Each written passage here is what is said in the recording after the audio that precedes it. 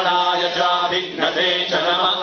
खिलते च प्रखिलते च नमो भक्तिकेभ्यो देवानागुहृदयेभ्यो नमो भिक्षीणकेभ्यो नमो विचिन्वद्भ्यो नमः निर्हतेभ्यो नमः मीवद्भ्यः द्रापे अम्लसस्पते दरिद्रह्णीनलोहिता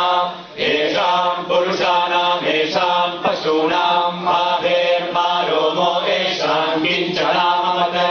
या ते रुद्र शिवा तनो शिवा विश्वाभेषजी शिवा रुद्रस्य भेषजी तया नो मृतजीवसे इमागुम् रुद्राय तवसे कपद्दिने शयद्वीराय प्रवरामहे पतिम् यथा नश्यमसद्विपदे चतुष्पदे विश्वम् पुष्पम् ग्रामे अस्मिन्ननातुरम् मृडानो रुद्रोतनो वयस्कृतिः शयद्वीराय नमसा विधेमते यक्षम् च योऽश्यमरुणाय चे पिता तदश्यामतमरुद्रप्रणीतौ मानो